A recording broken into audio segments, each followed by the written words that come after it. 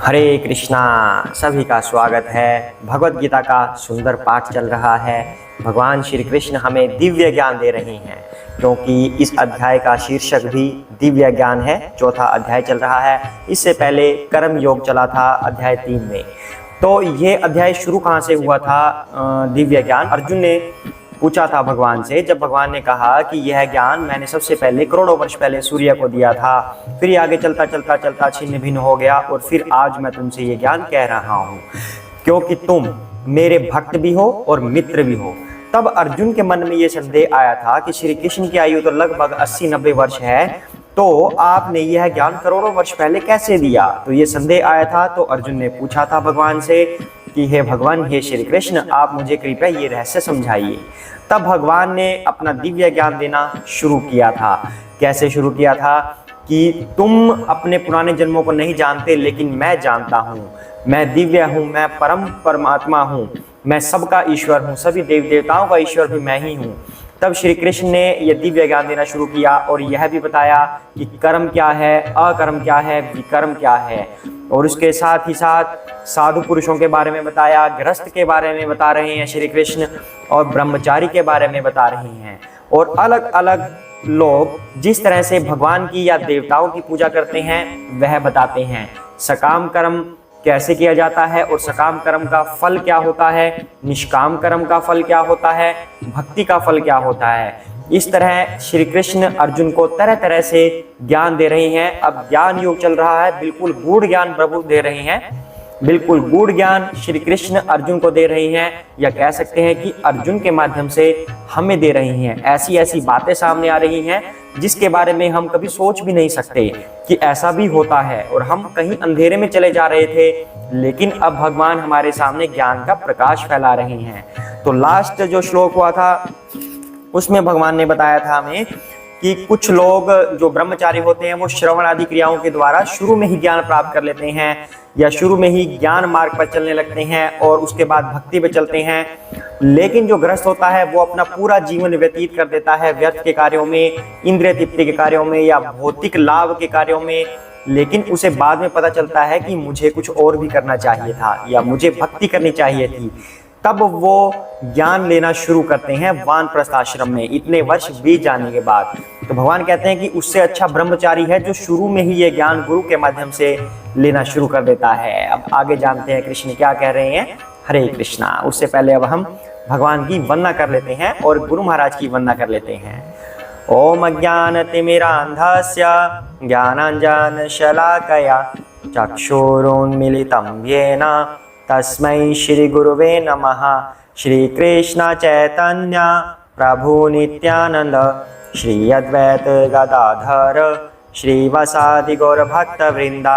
हरे कृष्णा कृष्णा कृष्णा हरे हरे, हरे राम राम राम हरे हरे। हरे कृष्णा। तो आइए जानते हैं भगवान अब आगे क्या कहते हैं। श्री कृष्ण का नाम लेके पाठ का आरंभ करते हैं। हरे कृष्णा। द्रव्य यज्ञः तपः यज्ञः योग यज्ञः तथा अपरे स्वाध्याय ज्ञान यज्ञः च यज्ञः संचित व्रतः। हरे कृष्णा। कठोर व्रत अंगीकार करके कुछ लोग अपनी संपत्ति का त्याग करके, कुछ कठिन तपस्या द्वारा, कुछ अष्टांग योग पद्धति के अभ्यास के द्वारा, अथवा दिव्य ज्ञान में उन्नति करने के लिए वेदों के अध्ययन द्वारा प्रबुद्ध बनते हैं। हरे कृष्णा। तो यहाँ पर भगवान कितना गूढ़ रहस्य हमें बता रहे हैं, जो अक्सर हम अपने जीवन में करते हैं या हम अपने जीवन में होते हुए देखते हैं दूसरे लोगों के द्वारा। तो भगवान यहाँ पर क्या बता रहे हैं? भगवान ने यहाँ पर विभिन्न प्रकार के यज्ञों के बारे में बताया है जो इंसान फॉलो करता है। अब कौन कौन से यज्ञ होते हैं? सबसे पहले भगवान कह रहे हैं कि कुछ लोग अपनी संपत्ति का त्याग करके, कठोर व्रत धारण करके, अपनी संपत्ति का त्याग करके यज्ञ जो करते हैं। कैसे करते हैं? जैसे कोई दान कर दिया कहीं पे, किसी को दान दक्षिणा दे दी, गरीबों के लिए कुछ बनवा दिया, कुछ धर्मशालाएं बनवा दी। इस तरह के कुछ जो सोशल एक्टिविटीज होती हैं, दूसरों की भलाई के लिए जो कार्य किए जाते हैं, तो इस तरह के जो यज्ञ होते हैं इन्हें द्रव्य यज्ञ कहा जाता है। तो उसके बाद उसके अलावा और भगवान यहाँ पर क्या कह रहे हैं कि कुछ कठिन तपस्या के द्वारा, जैसे कि कुछ अष्टांग योग पद्धति के द्वारा, कुछ जो कठिन तपस्याएं होती हैं, कैसे होती हैं, मान लो किसी ने चातुर्मास्य व्रत रखा है कि 4 मास तक उसके कुछ नियम होंगे कि बाल नहीं कटवाने, 2 टाइम खाना नहीं खाएगा और वो अपने निवास स्थान को छोड़कर नहीं जाएगा 4 महीने तक। इस तरह के भी कुछ व्रत होते हैं, कुछ नियम होते हैं। इंसान इस तरह के कठिन व्रत करता है, अपने जो भौतिक इंद्रियों को तृप्ति करने के लिए या भोग होते हैं उनका त्याग करता है, तो इस तरह के कठिन व्रत करता है, तो इसे कहते हैं तपोयज्ञ। और तीसरा कौन सा होता है, भगवान कह रहे हैं कुछ अष्टांग योग पद्धति के अभ्यास के द्वारा। अब कुछ यहाँ पर योग ले लीजिए, योग के द्वारा उच्च जीवन की प्राप्ति करना चाहते हैं, जैसे कि इसमें पतंजलि योग पद्धति आ गई, इसमें अष्टांग योग आ गया जिसमें सांसों का ऊपर नीचे करना या कुछ और ध्यान क्रिया के द्वारा इस तरह के योग किए जाते हैं।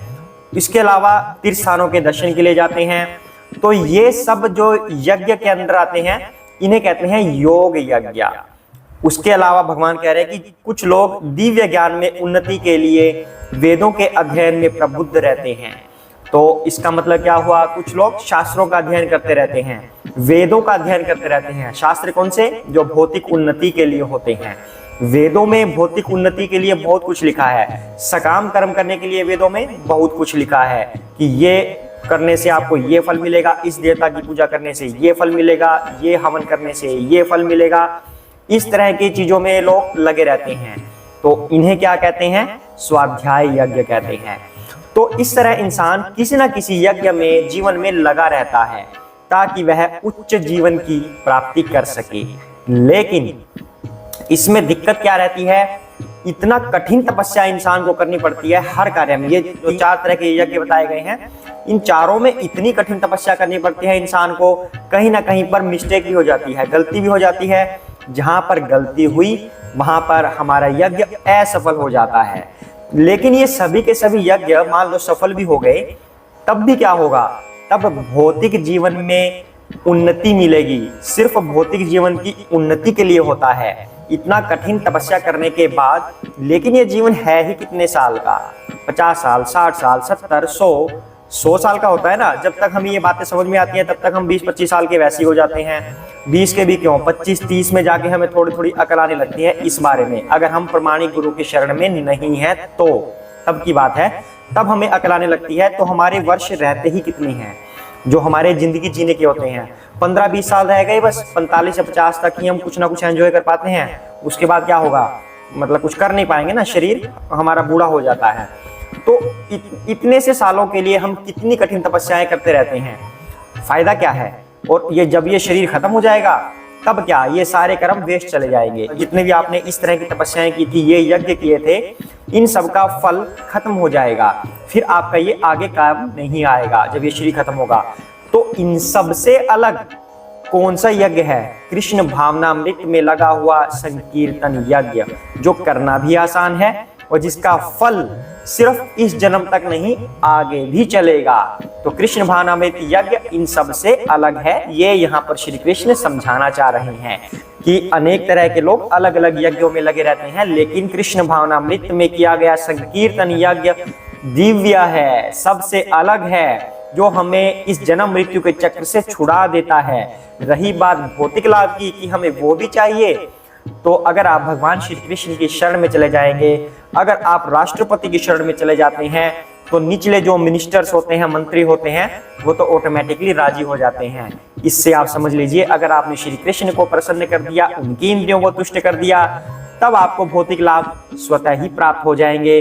तब जो आपका वो कर्म बंधन वाला सिस्टम था ना कि किस्मत के अकॉर्डिंग मिलता है, वो परे हट जाएगा और आप भगवान की शरण में रहेंगे। भगवान के अनुसार फिर आपको फल मिलने शुरू हो जाएंगे। यही श्री कृष्ण इस माध्यम से हमें समझाना चाह रहे हैं, इस श्लोक के माध्यम से समझा रहे हैं कि हमें संकीर्तन यज्ञ करना चाहिए, जो कलयुग के लिए परफेक्ट है। हरे कृष्णा। आगे बढ़ते हैं। अपाने जुह्वति प्राणम प्राणे अपानम तथा अपरे प्राणपान गति रुद्धवा प्राण आयम परायणः अपरे नियत आहारः प्राणान प्राणेषु जुह्वति। हरे कृष्णा। अन्य लोग भी हैं, श्री कृष्ण और लोगों की भी बता रहे हैं कि कुछ लोग तो ऐसे यज्ञ में उलझे रहते हैं और अन्य लोग भी हैं जो समाधि में रहने के लिए श्वास को रोके रखते हैं, यानी कि प्राणायाम करते हैं। वे अपान में प्राण को और प्राण में अपान को रोकने का अभ्यास करते हैं और अंत में प्राण अपान को रोककर समाधि में रहते हैं। अन्य योगी कम भोजन करके प्राण की प्राण में ही आहुति देते हैं। हरे कृष्णा। अब इस बात को समझ पाना तो बड़ा असंभव सा लग रहा है, लेकिन अब श्री कृष्ण ने समझाया है तो हमें समझना पड़ेगा, क्योंकि हम शिष्य हैं श्री कृष्ण के और गुरु हमें जो समझा रहा है हमें वो समझना चाहिए। आइए बड़े प्यार से इसको समझते हैं। तो यहाँ पर भगवान क्या समझाने का प्रयत्न हमें कर रहे हैं, एक और योग के बारे में भगवान बता रहे हैं कि एक हठ योग नाम की चीज भी होती है। जब इंसान प्राणायाम करता है तो वो क्या करता क्या है, वो उसमें क्या होता है कि हम सांस लेते हैं तो दो तरह की वायु होती है, एक अपान वायु और दूसरी प्राण वायु। अपान वायु होती है निम्नगामी और प्राण वायु होती है ऊर्ध्वगामी। तो इस तरह इंसान इन वायुओं को रोकने का प्रयत्न करता है। जब इन दोनों वायुओं का आपस में अर्पण हो जाता है, एक वायु दूसरे में अर्पित हो जाती है, तब इसका नाम होता है रेचक। रेचक बोलते हैं उसको। और जब ये दोनों वायु रुक जाती है, ना निम्नगामी वायु चल रही है ना ऊर्ध्वगामी वायु चल रही है, तब उस अवस्था को कहते हैं कुंभक योग। तो इंसान इस तरह का कुंभक योग क्यों करता है, हठ योग भी इसे बोला जाता है। इंसान इस तरह का कुंभक योग इसलिए करता है ताकि वह अपनी जीवन की अवधि बढ़ा सके, सिद्धि प्राप्त करने के लिए जीवन में वो सिद्धि प्राप्त करे कुछ ना कुछ और अपनी अवधि बढ़ा सके। इस तरह इंसान अपनी जीवन अवधि को बढ़ा सकता है। लेकिन जो बुद्धिमान व्यक्ति होता है वह क्या करता है, वह अपने जीवन की अवधि को बढ़ाने का प्रयास नहीं करता। वह तो शुरू से ही दिव्य चेतना में लगा रहता है ताकि इसी जीवन में इस जन्म मरण से छुटकारा मिल सके, बार बार यहाँ पर आना ही ना पड़े।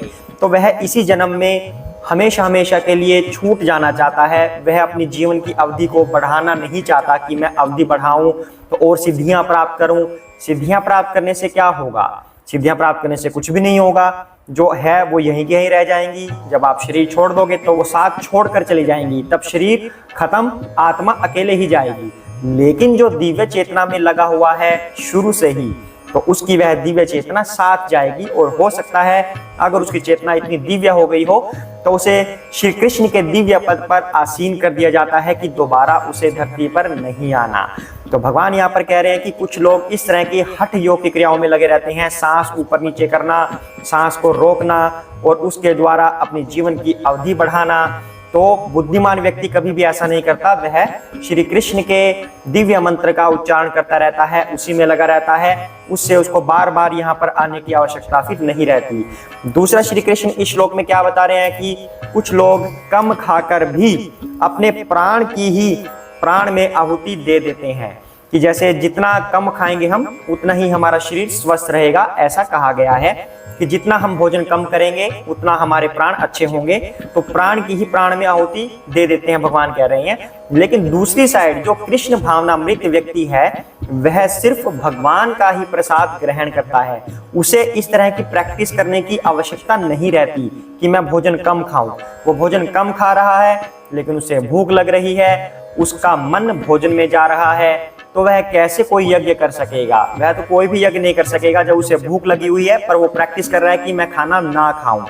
तो मतलब कितना कठिन है ये सिस्टम। भगवान ये बताने का प्रयास कर रहे हैं कि हठ योग हो गया, तप योग हो गया, योग पद्धति हो गई, तप यज्ञ हो गया, योग यज्ञ हो गया, मतलब अलग अलग तरह के योग और यज्ञ इंसान करता है, इतनी कठिनता से करता है। लेकिन अगर इंसान कृष्ण भावनामृत में लग जाए तब उसे इतनी कठिनता दिखाने की आवश्यकता नहीं रहती, तब वो आसानी से ही इस जीवन का लक्ष्य प्राप्त कर लेता है।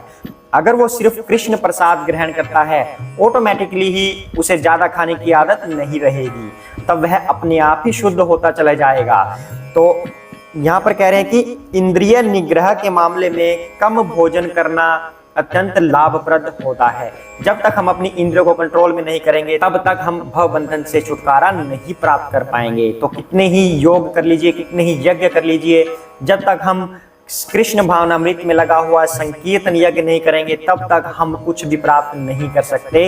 अदरवाइज मेहनत करते रहिए, करते रहिए, करते रहिए, उसका शॉर्ट टर्म आपको लाभ मिलेगा, लॉन्ग टर्म आपको लाभ नहीं मिल सकता। इसलिए अच्छा यही है कि हम आरंभ से ही, बच्चे के जन्म से ही उसे कृष्ण भावनामृत में लगाएं और उसका कार्य आसान बना दें। हरे कृष्णा। आज के लिए इतना ही करते हैं, सभी साथ में बोलेंगे जय श्री कृष्ण चैतन्य प्रभु नित्यानंद श्री अद्वैत गदाधर श्री वासादि गौर भक्तवृंदा।